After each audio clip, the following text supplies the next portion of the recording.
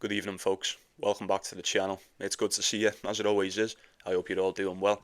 Going to be going through the rest of these matches in the quarterfinals in Shanghai today. Got another two of the best. Shouldn't take that much time. Get your comments in with your predictions. Anything that I'm going to be going for personally today will be in that pinned comments. You're more than welcome to take a look at that. Take it if you want. Leave it if you must. It is entirely up to you. The choice is yours. But do like the video if you would be so kind.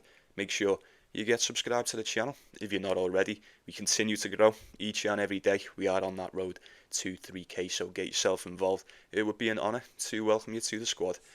But very well, now all that is out the way, let's get right into business. Let's get it on. Very well, so the first one is going to be Artur Rinderknech, and he'll be taking on Felix Aliassime. I'm looking forward to it. I believe we've got a very interesting match on our hands to get underway over in Shanghai today, folks. I really do. Now, at first glance, I suppose it could be pretty easy to look at a matchup such as this one and say, it's probably going to be Felix. And for the most part, for what it's worth, I think I agree. I think I agree with you. I am expecting Felix to get this one done. You can't deny the form. He's looked fantastic since the US Open. Not only that, we mentioned this before, this guy's won 8 of his last 10. We're going back to Cincinnati, mid-August. He's lost 2 games, and both of them have been to Jannik Sinner. Is that what it's going to take to get past this level of Felix Auger-Aliassime at the moment? Apparently so. Apparently so, because no one can stop him. Billy Harris, Safulan, Zverev, Rublev, Demon in the US Open, and then Sinner beat him again.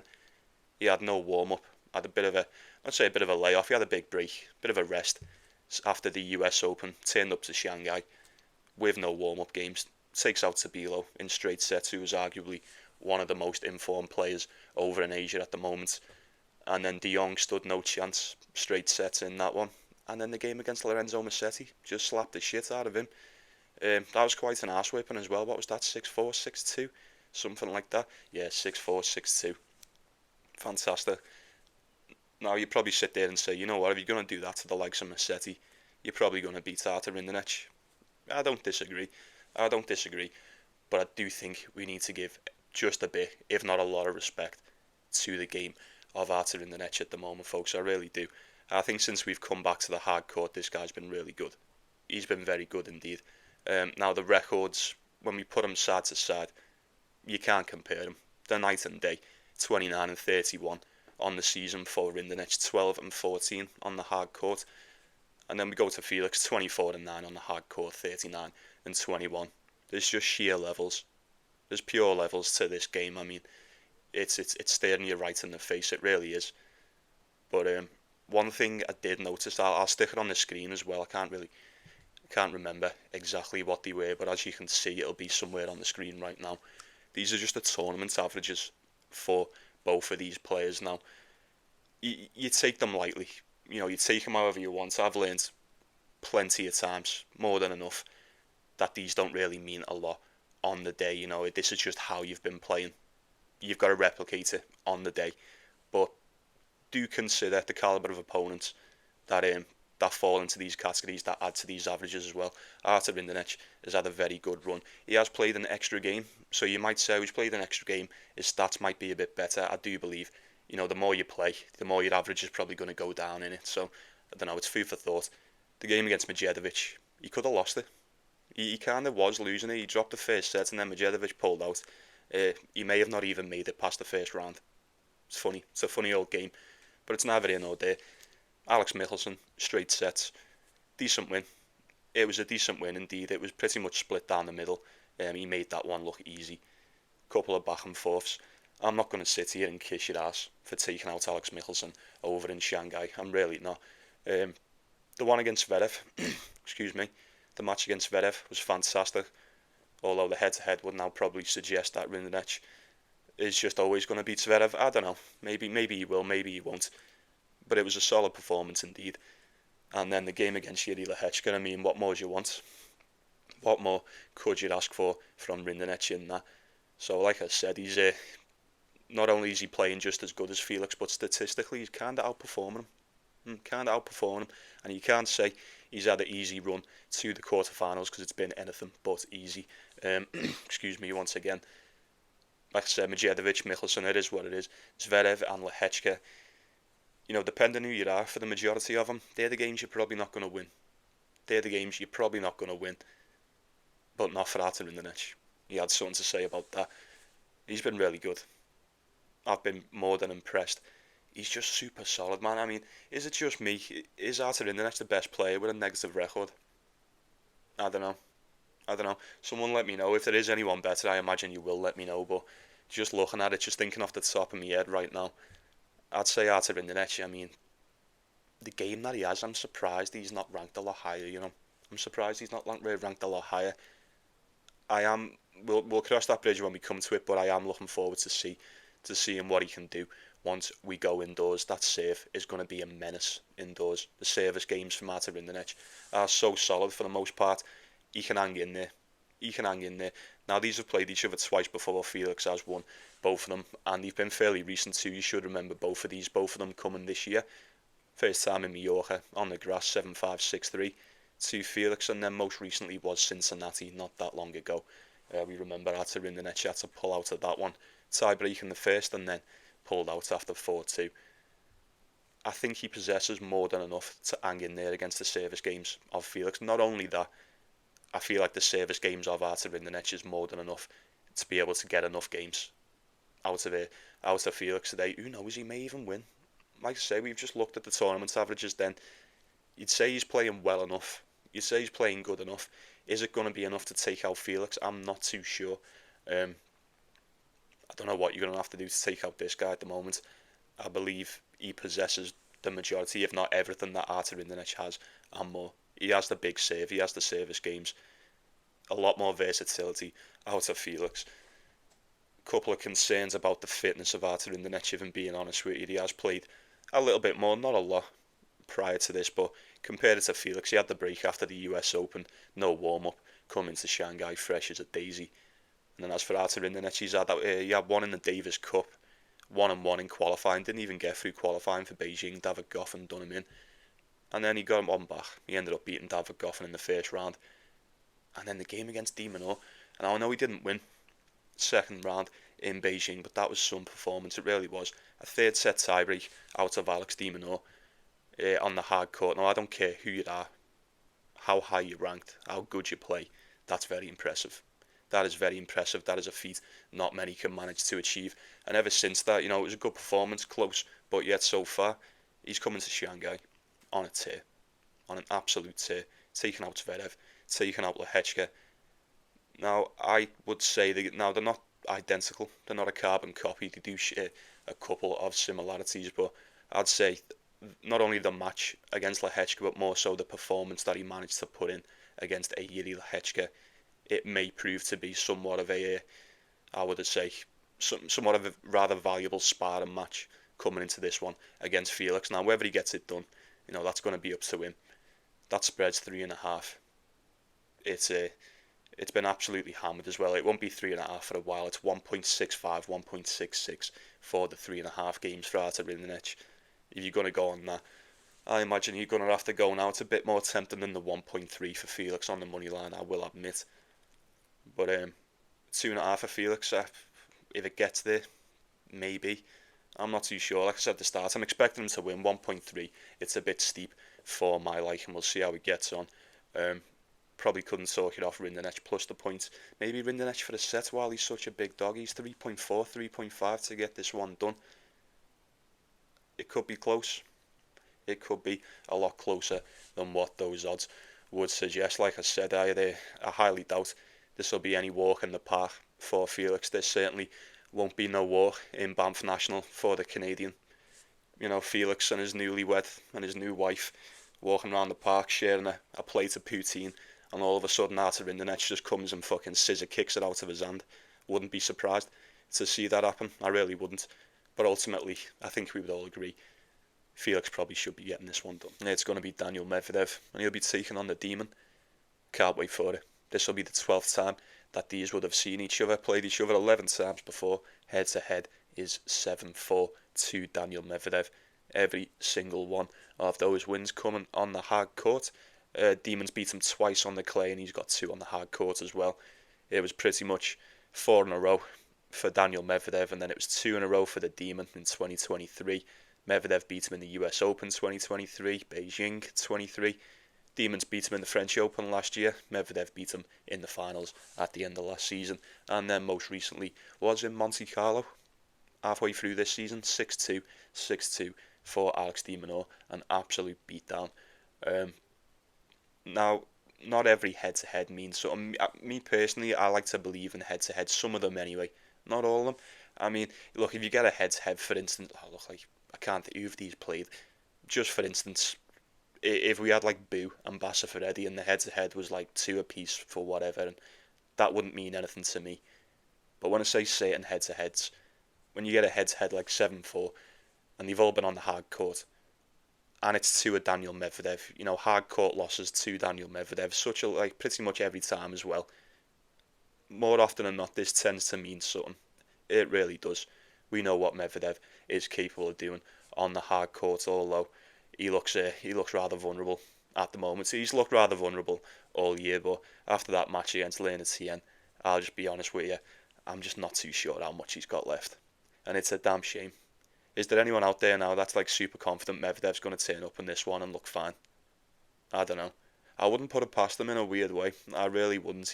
He does this, doesn't he? He looks fucking horrendous, and it looks like he's going to have to retire, and then he comes out and looks perfect. It's hard to gauge where he's at physically. It really is.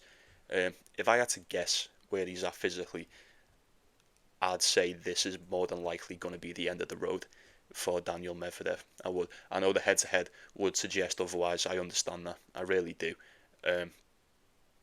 He looks so fucking bad against Lerner TM once again. Hands up, who thought that match was going to go exactly how it went the first time round? Well, the last time round, rather. Me. It was identical. It followed the script perfect, and he took that first set. He was taking the second. He shattered away, and then he started nailing the pickle juice. He started to look like a fucking pickle by the end of it, didn't he? Honest to God. He really did look worse for wear.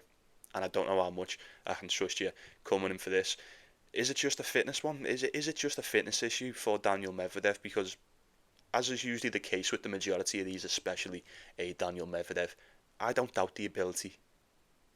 Does anyone else? I don't doubt the ability of the majority of these players. I know you've got to turn up, and every match is different and what have you. But when was the last time you won 4 games in a row?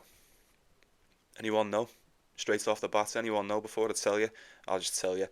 Not since we've come back to the hard court anyway.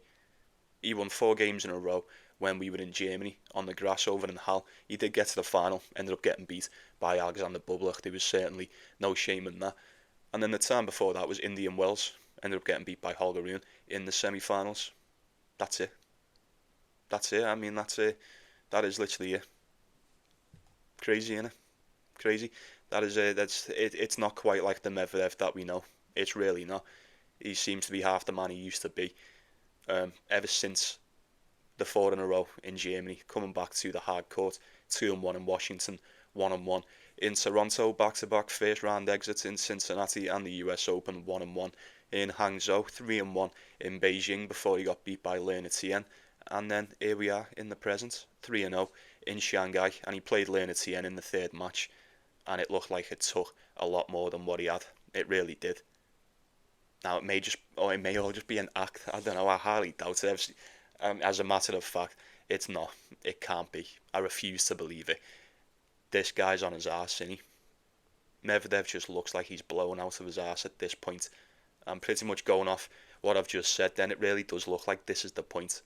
It looks like this is as far as he's gonna get, or at least for now, as far as he's capable of getting. It really does. I do believe Daniel Medvedev is more than capable of taking out Alex de Minaur on the hard court. You do not need me to tell you that. He's done it every time. But if it's going to be a game of fitness, if it's just going to be a stamina issue, then I think the Demon's your man. If it's a game of fitness, then Alex de Minaur is your man. He really is. 31-10 on the hard court this season, 19-11 for Daniel Medvedev. What is the total? 33-20 for Daniel Medvedev. It's decent. It's not bad. But by his standards, you have to admit, and I'm pretty sure he would admit it, kind of expected a bit more. From Medvedev. this season, I'm not going to lie. Alex de Minaur, 51-18, he's been one of the best. He's been by far one of the best in my opinion. 10-5 on the clay, 29-9 on the hard court, 6-1 indoors, 4-2 on the grass. There's not many. There's not many. And I say it all the time, and I feel like I'm going to continue to say it for quite some time. There is not a lot out there that can deal with this guy on his day. There's not. He brings something different, doesn't he? He brings a little something extra that you're not used to seeing with the majority of them. This relentless gas tank, this relentless game style, it's unbelievable. He's not the hardest hitter, he's not the biggest, but he's so quick.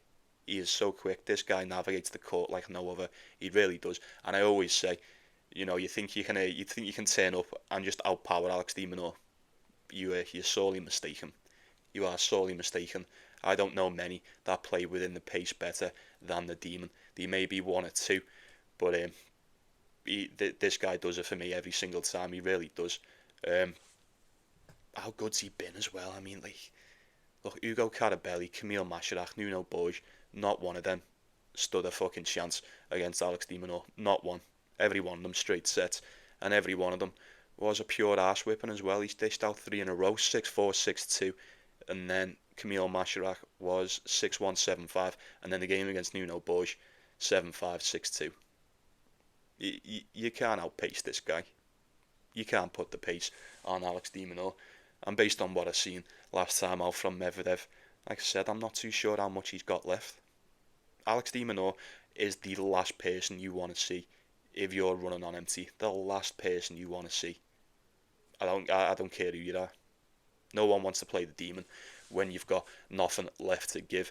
And look, I mean, but all that being said, based on what we've seen, contrary to what the head-to-head would say, the pure dominance from Medvedev on the hard court, we're getting Alex de Minaur at 1.45, barely 1.5. Not a massive favourite, but a fairly decent favourite indeed.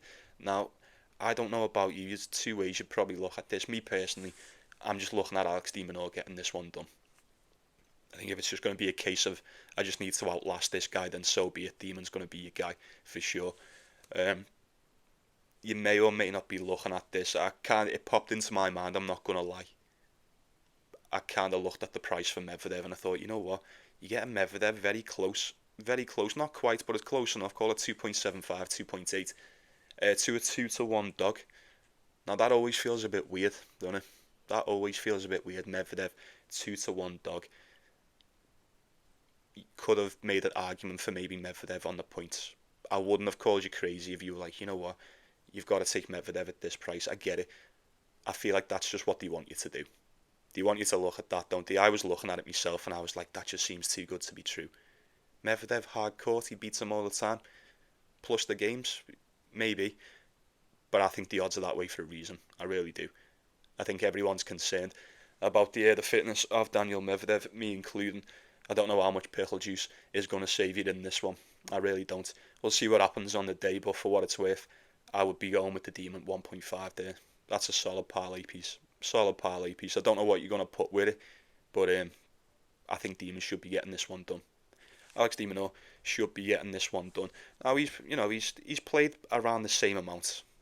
Well, I say he hasn't played around the same amount. Daniel Medvedev's played more in the Asian swing. Yeah, he was in Hangzhou, Beijing, and now in Shanghai.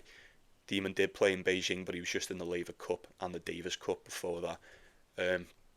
Played a lot of games himself. Like Medvedev said after his interview the other day, like everyone's struggling over here. The heat, the humidity, it's getting to all of them. So if one's struggling, then so is the other. That's fine. Fair play. But like I said, I can't see the Demon, especially after 3 really quick games, 3 quick arse whippings. I think he's going to be in fine shape to tackle this one today. I really do. Give me Alex de Minaur, and we'll waste once again another day in the bag. Thanks for stopping by. Appreciate you watching the show. Make sure you like and subscribe before you go. I'd appreciate that too. But I'll be seeing you around. You take it easy. You take care of yourselves. And you take care of one another. It's the most important thing. Let me know what you're going for. Get yourself involved. Share with the group. You want to know what I'm going for. Check out the pinned comment. But sound, happy days all around. I wish you the best of luck. However you decide to go about your business. Have yourself a good day, folks. Enjoy the matches. I'll see you all tomorrow.